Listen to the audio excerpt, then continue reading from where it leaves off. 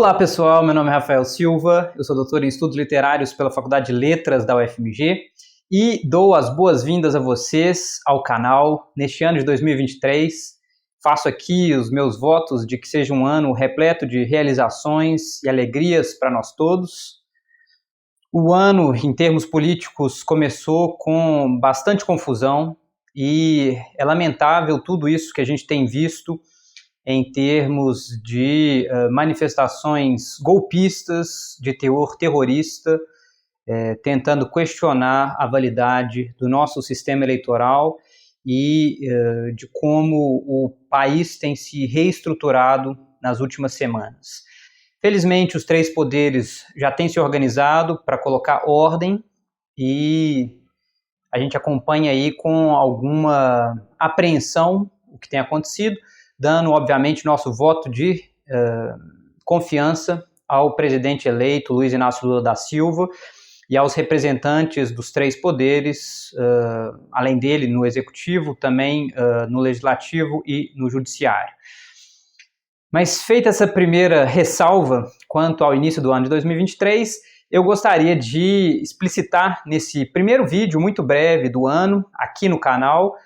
quais são as nossas perspectivas de atividade, de vídeo, de cursos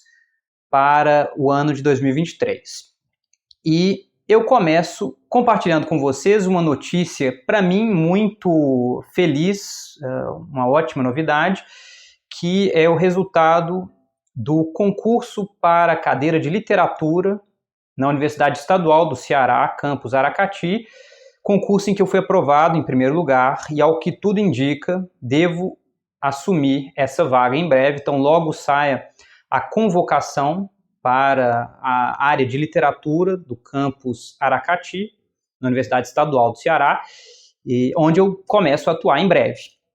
Então, isso é muito bom porque, por um lado, me garante uma fonte de renda que tinha ficado bastante minguada desde o fim da bolsa de doutorado no meio do ano passado e me possibilita uma dedicação relativa às atividades aqui do canal sem ter preocupações de ordem financeira mais imediata. No final do ano passado, na verdade desde meados do ano passado, eu tenho me dedicado a participar de concursos públicos que costumam ser bastante dispendiosos em termos de esforço pessoal, preparação e mesmo em termos financeiros,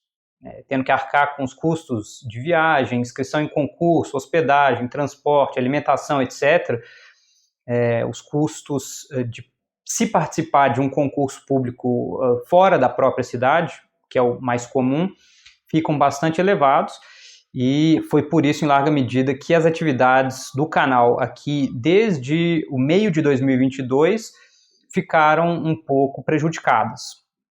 Quando eu cheguei ao final desses processos, já por volta ali de outubro, eu retomei as atividades do canal, fiz uma série de entrevistas, publiquei aulas, leituras de textos em grego antigo, em outras línguas, e espero que essa retomada tenha sido do agrado de quem tem acompanhado as nossas atividades. Realizei 2 ou 3 sorteios de livros por aqui também, tentando promover a leitura, a literatura,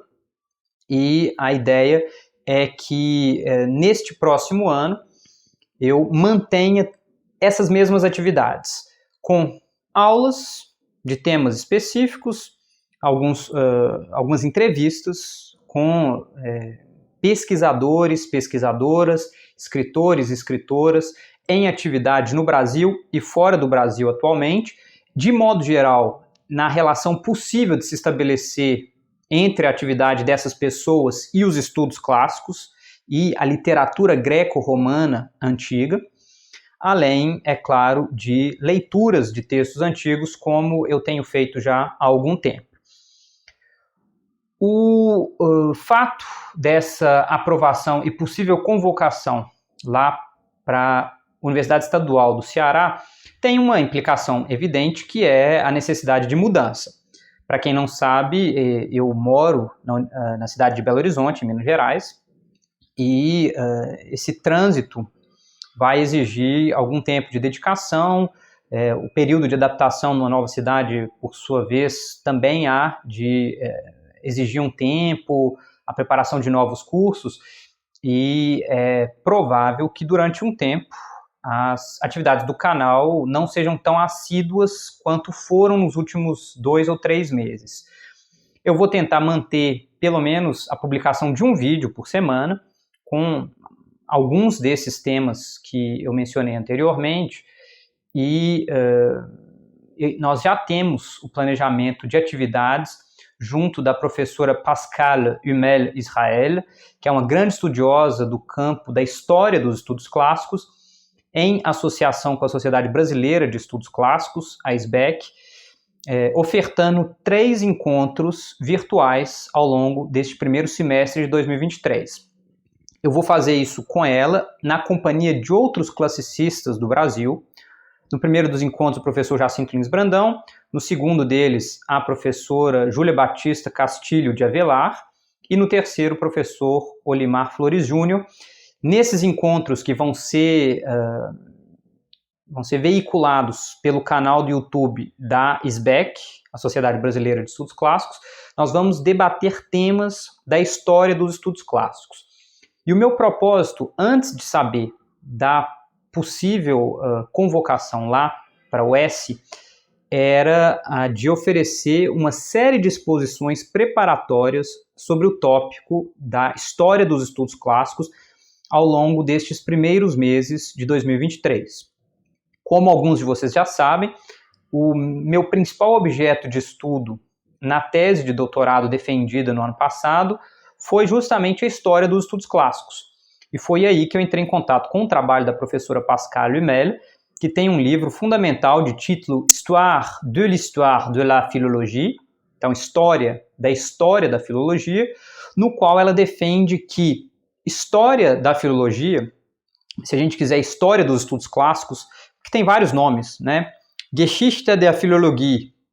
Geschichte der Altertumswissenschaft, né? Então História da Filologia, História da Ciência da Antiguidade, History of Classical Scholarship, History of Classical Studies, e assim por diante, né? História dos estudos clássicos, História das clássicas, História da Filologia clássica, são muitos nomes possíveis, constituem um gênero ou um subgênero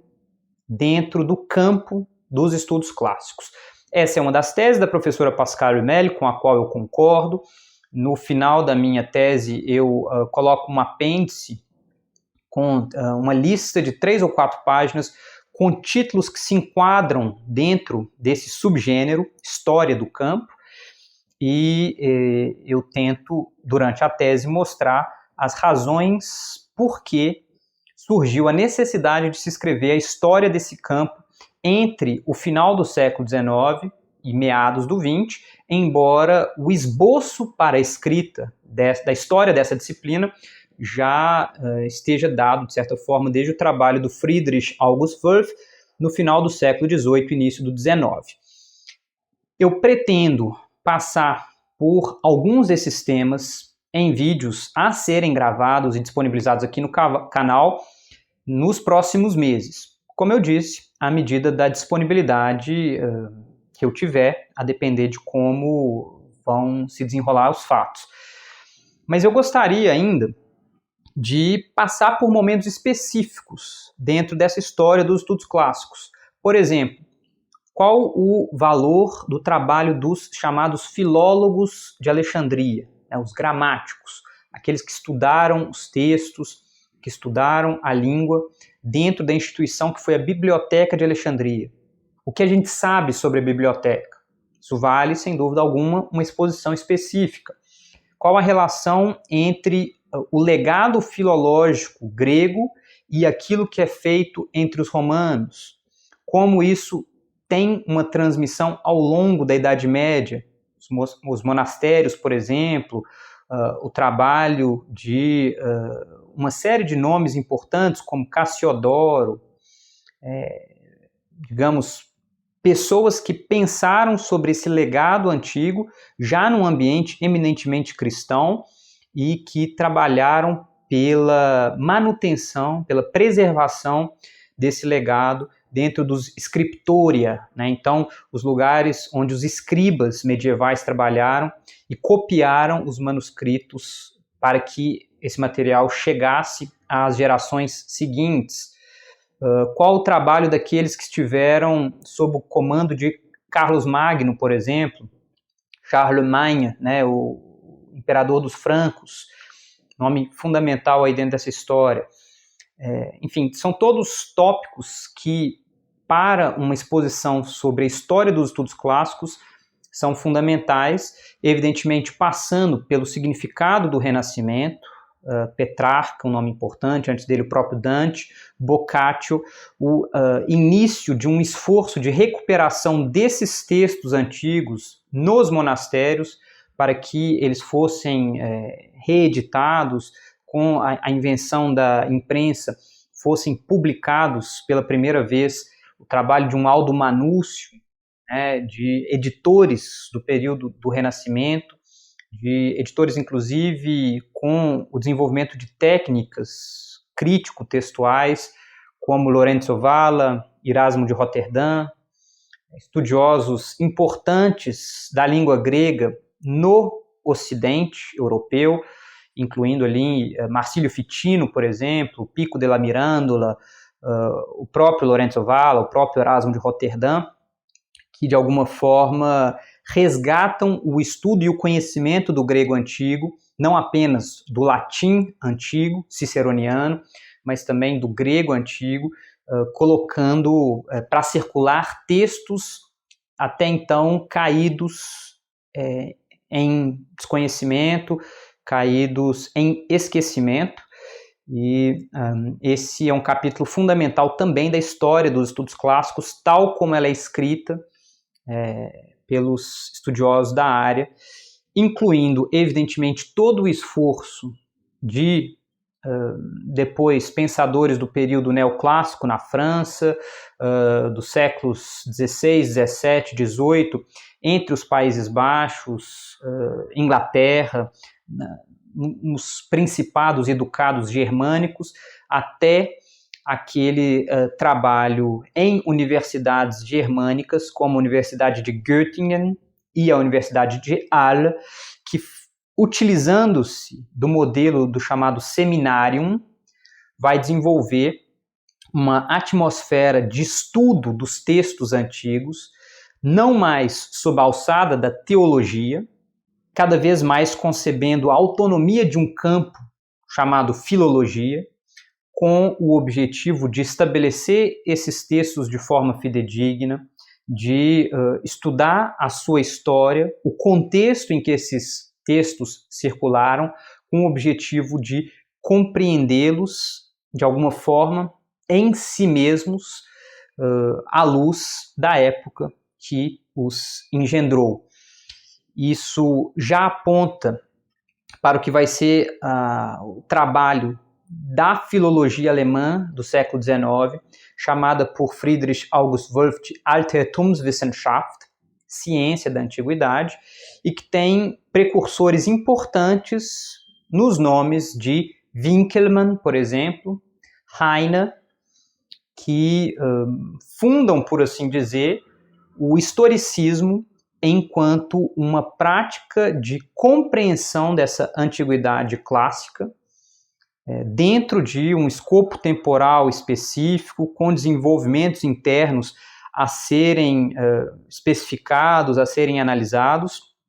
e não é por outro motivo que o Winckelmann é considerado o fundador, ou um dos fundadores da história da arte. Ele tem um trabalho importante também com o que vai ser o desenvolvimento da arqueologia, né, ali em meados do século XVIII. O Heine, de alguma forma, em diálogo com o Herder, vai levar vários desses insights historicistas para o estudo dos próprios textos, ainda que o Heine ainda seja, em larga medida, um estudioso da retórica antiga, que tenta, de alguma forma, ensinar os seus estudantes a escrever e pensar bem a partir do estudo desse material, ainda numa chave bastante exemplar, bastante paradigmática, ele já está em diálogo com essas tendências historicistas vigentes em seu período. Winckelmann, um nome importante, Herder, um outro. Lá na Itália, o Vico, embora não seja, enfim, muito seguro que esses estudiosos alemães estivessem em diálogo com as suas obras. As primeiras referências a Vico aparecem no final do século XVIII, por parte de Herder, por parte do próprio Wolff, mas tudo isso aponta para o que é uma espécie de zeitgeist desse período,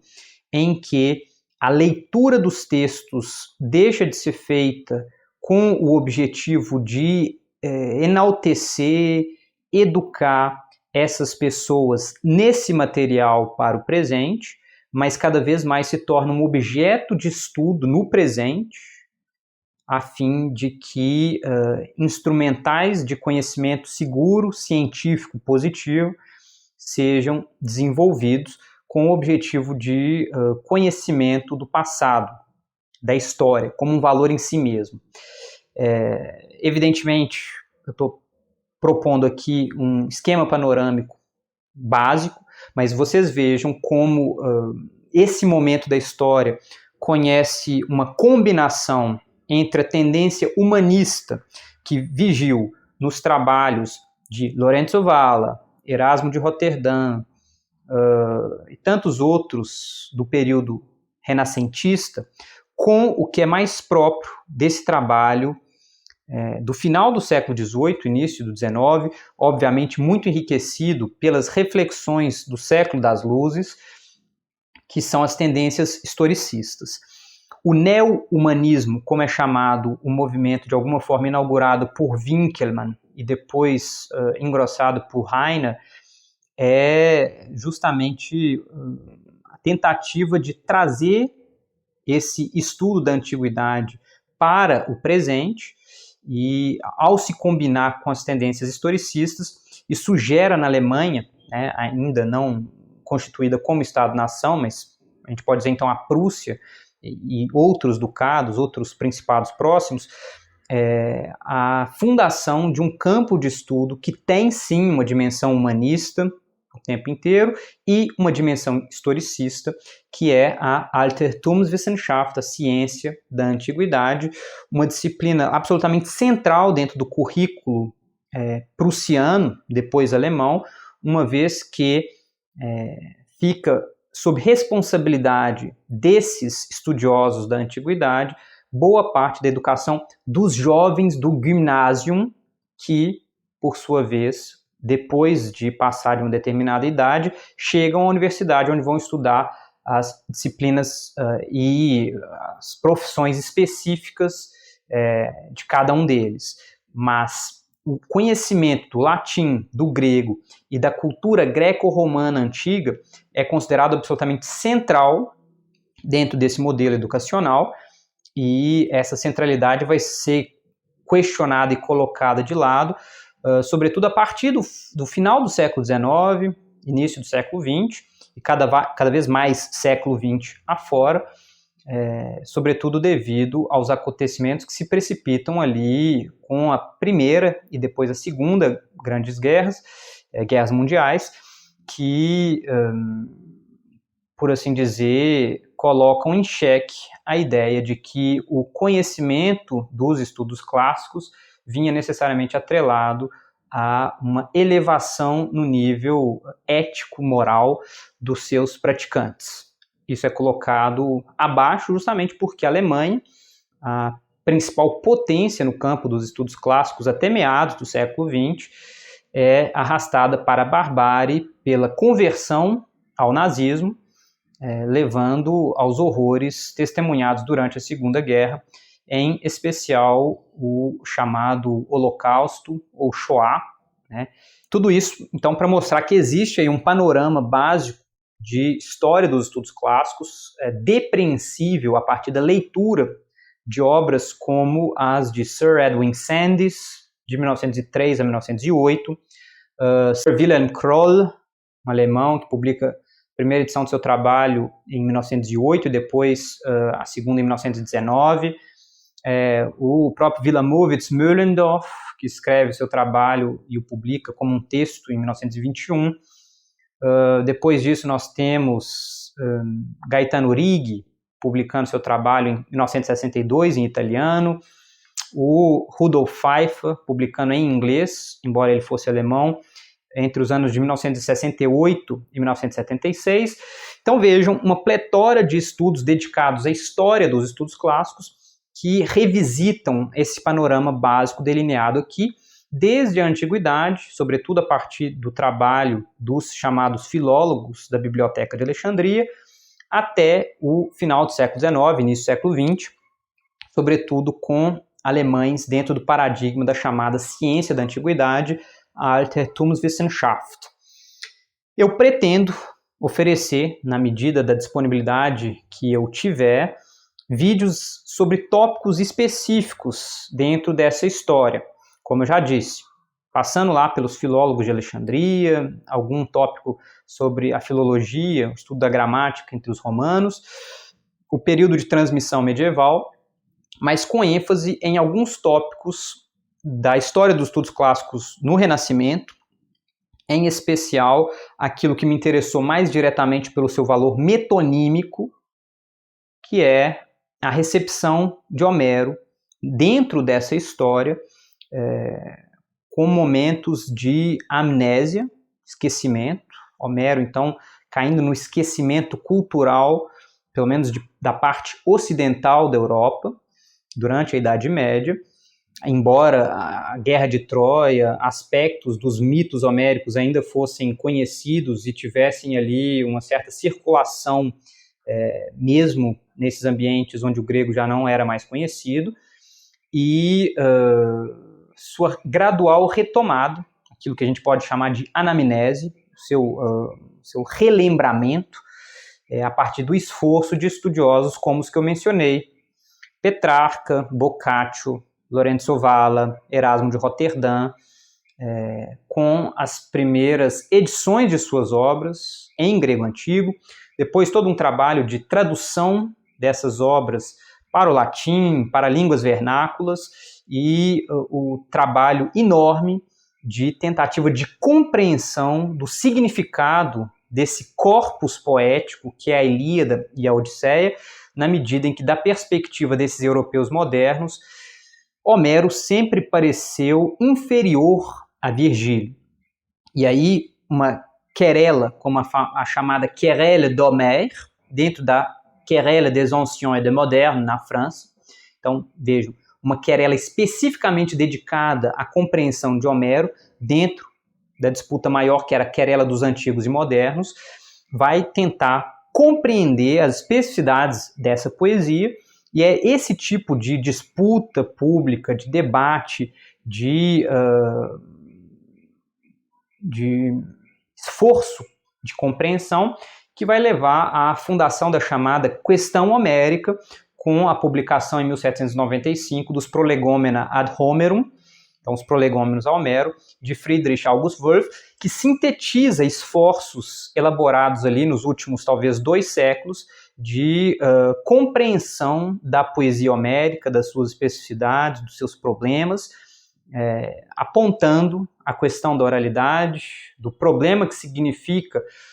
colocar por escrito uma longa tradição de poesia oral, transmitida ao longo de gerações e gerações oralmente,